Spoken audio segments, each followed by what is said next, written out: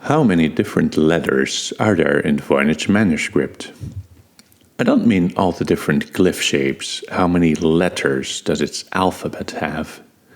The answer is probably much lower than you think. Not many people are aware of the fact that the Voynich alphabet is actually tiny, much too small to function.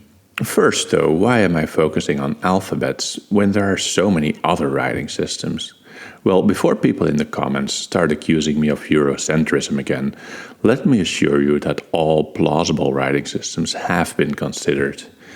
They all have their merits and their drawbacks, but when it comes to having a small character inventory, you just can't beat an alphabet. I won't present a complete overview of all writing systems, but here's an idea of the numbers we're dealing with. At the high end, we find logographic systems like that of Chinese, with 50,000 different characters. Next are syllable-based systems, with a couple of hundred different symbols. The smallest syllabary is Japanese katakana, with 46 characters. This only works for languages with a syllable structure like Japanese, though. A syllabic system for English, for example, would need 10,000 different characters. Alphabets themselves also range in size, from 74 for Khmer to just 21 for Italian. The first alphabets were abjads, which means that they don't write vowels. You would think that these are smaller since they only need letters for consonants, but this does not appear to be the case. Hebrew uses 22 consonants, Arabic 28. If you've been following Voynich's research for a while, you may be aware of a certain language I haven't mentioned yet, one that is famous for being statistically closer to Voynichese than other languages. I'm talking about Hawaiian. Indeed, there are several languages in this part of the world with an unusually small phoneme inventory. Since these languages don't have all that many sounds, they also don't need many different letters. The Hawaiian alphabet makes do with only 13. And it was created by American missionaries in 1822, 400 years after the Voynich manuscript was made. So for anyone who'd like to compare Voynichese to Hawaiian writing, please keep in mind that a functional alphabet of 13 letters was only possible in this very specific context, on the intersection of the language family with the fewest sounds in the world and missionaries with an alphabetic writing system. If Hawaiian had developed a native writing system, chances are it would have been logographic and huge. And syllabaries are by definition larger than alphabets, because syllables are combinations of sounds, so there are more of them. That's why we're sticking with alphabets for this video. But what exactly is an alphabet? And what's part of an alphabet and what isn't? Well, the innovation of the alphabet compared to earlier logographic and syllabic systems was that each sound or phoneme of a language came to be represented by a single letter. There are exceptions, but this is the basic idea. Some characters you may encounter in a text do not belong to the alphabet, though. Think of punctuation marks, mathematical symbols, Arabic numerals. B corresponds to a single sound, but 7 does not. Looking specifically at medieval manuscripts, we find a whole other category of non-alphabetic symbols used to abbreviate common parts of words. In this example, only the O is alphabetical. The 3 other characters stand for clusters like room. It's important to realize that these are extra. They come in addition to the full alphabet you still need. For example, if I abbreviate the Latin word superbus like this, I still need an S and a U. The ush sign helps me to save space on the page, but it increases the amount of symbols that I need rather than reducing it. Keep this in mind when assessing Voynich solutions. If the author assigns certain Voynichese glyphs to abbreviations, these glyphs can no longer work for them as part of the alphabet. Finally, different glyph shapes can correspond to one letter of the alphabet. If a book contains all of these, you won't assume that they're all different sounds. They are one and the same letter A. One such instance of variable glyph shapes will be especially important for us. In the previous video, when I discussed how so many Voynichese glyphs have a strong preference for certain positions in the word, one commenter suggested positional variation, which is an idea I'm quite fond of myself. In fact, just a few days before that comment, I made a thread titled Why not positional variation at the Voynich Ninja Forum? So what exactly is positional variation?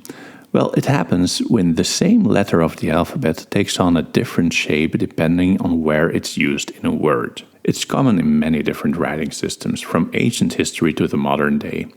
Arabic has up to 4 different shapes for each letter of the alphabet, depending on whether the letter is word initial, medial, final, or isolated. If we were to count each of these different shapes as a letter of the alphabet, then Arabic would have an alphabet of 90-something letters, which it obviously doesn't. Instead, each letter of the alphabet can appear in a number of different forms. The positional variants for each letter still all correspond to the same sound. Positional variation exists in medieval manuscripts as well, so it would have been natural to whoever devised the Voynich system in the early 15th century. A well-known example are the 2 distinct shapes for S. They were used from the 8th all the way to the 19th century in print also. Long S was reserved for the beginning and middle of words, while short S was used at the end of words. So the shape of the letter varies depending on its position. This same manuscript fragment actually contains a second example. Notice how M gets a tail at the end of the word, but not in the middle. This manuscript is quite consistently using different forms for S, M, and N only at the end of words. As such, it has a number of additional glyphs that are very predictable, always occurring before a space. Which is exactly the kind of thing we often see in the Voynich manuscript, and the reason why it makes sense to consider positional variation as a part of the solution, whatever that solution might be. Positional variants may be included separately in the alphabet. For example, someone wrote an alphabetic sequence in this manuscript, and it includes the positional variants of S, as well as a number of special symbols. However, this alphabet now contains over 30 symbols, which is the point I'm trying to get across. If your Voynich solution includes any of these extras, like positional variants, abbreviation signs, punctuation, glyphs that correspond to syllables, and so on, you will need these in addition to a full alphabet. With that out of the way, we can now build our smallest plausible Latin alphabet. My claim is that the Voynich alphabet is too small, so I want to find out what's the minimum I need in a regular text. We'll start from the English alphabet, since I assume that's what most of you are familiar with. To make it appropriate for the Middle Ages, we must absolutely drop the J. This was seen as just another form of I. Similarly, W barely existed as a separate letter, and sometimes V was used instead of U. Assuming a language like Latin, we can further drop Y and Z, which were only used in foreign words. Finally, C, Q, and X are kinda redundant and can be expressed with other letters, so let's get rid of those as well. This leaves us with an inventory of 18 letters. We could probably get this down a bit further, but not without losing information or abandoning the premise of a simple substitution cipher. Let's now turn to Voynich. How many glyphs does it have? Well, to be honest, nobody knows. Probably dozens if you count everything that looks a bit different, but we're only interested in glyphs that are a consistent part of the system, the workhorses that perform on every page. This allows us to eliminate some rare weirdos right away. These characters are absent from most pages and only constitute a tiny percentage of glyphs. Next, these characters are predominantly used in the first lines of paragraphs. If we want to stay within the theorist's realm of simple substitution, our only reasonable option is to see these as special variants of other glyphs. There is no realistic scenario where certain sounds are near exclusive to the top lines in a text. How would that even work? In this language, we only pronounce the B sound when starting a new topic? That just makes no sense. But nothing stops us from reading these as graphical variations of other glyphs. Special, elaborate forms only reserved for the top line or other marked contexts. Voynich researchers have long been aware of similar practices in legal documents, where you often get these special elongated forms, and sometimes even an entirely different font at the top row. If you pay attention, you can even find examples in regular manuscripts as well. Whatever the case may be, there is no plausible scenario where glyphs that are only used on the top line represent their own unique letter of the alphabet, so they're out. For a similar reason, we have to eliminate these glyphs, which are mostly found at the end of the line, not just at the end of the word, not at the end of the sentence, at the end of the line. This has to be something related to the layout of the document, or an abbreviation sign, or an ornamental variant of another glyph.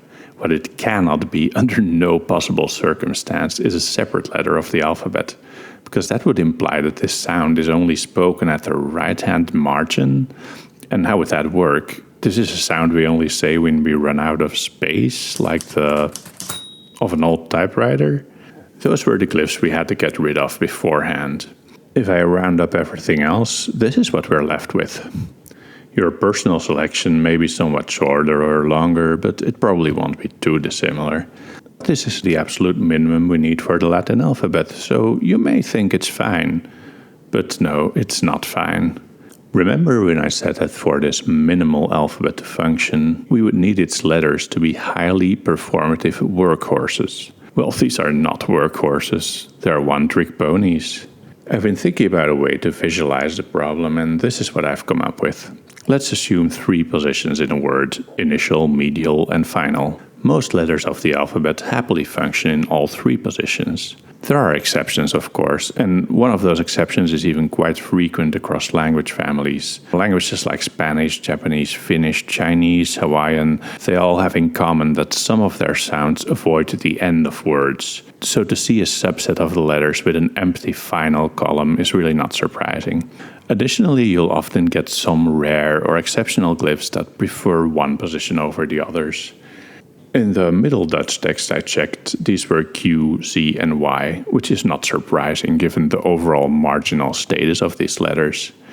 They appear in the periphery of a sizable alphabet that's highly flexible. Now for a different pattern. Let's return to the medieval manuscript we were looking at before. It also gives us a number of glyphs that avoid a certain position, but we know that these are in complementary distribution. Just like in Arabic, we can compress them into 3 letters of the alphabet with variant shapes. Compare this to the tables of the alphabet I made for a number of languages, and you will see that these cannot be compressed in the same way. Voynich's, though, is different. The most well-known example of glyphs that might be graphical variants with the same value was proposed by Emma May Smith in 2015. She demonstrated that these 2 glyphs know complementary distribution, which means that they don't occur in the same context. The fact that one looks like a more elaborate form of the other can be seen as a further argument in favor of this proposal. If we're looking for positional variants, this is a good place to start.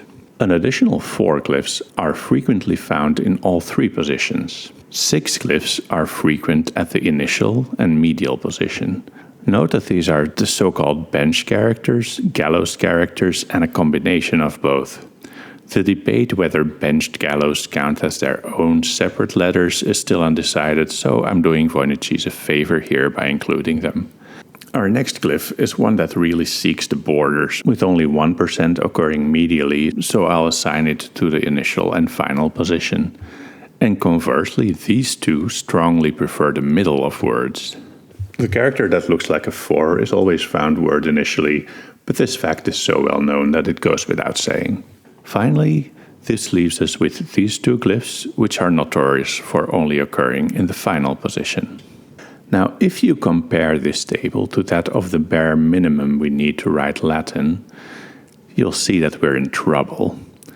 There are only a handful of glyphs that can appear in all 3 positions. A different set, still too small, that's a verse of the final position. And then a few that are even more constrained. If you also watched the last video, you may have realized that we're still talking about the entropy problem, only approaching it from a different direction. Voynich's glyphs are so rigid and predictable that if you follow the popular substitution solution to its logical conclusion, your best option is to assume positional variation. And if you follow positional variation to its logical conclusion, then you end up with an alphabet of 13 letters. No matter which medieval language you choose, no matter how obscure the dialect or unusual the mix of languages you come up with, any letter you go under a certain point will start eating away at your ability to represent it. 13 is a disaster and will only produce garbage.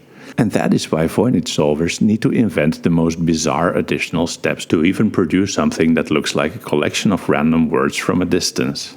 Look under the hood of the Voynich writing system, and with a lot of effort you might be able to scrape together half an alphabet worth of functioning letters.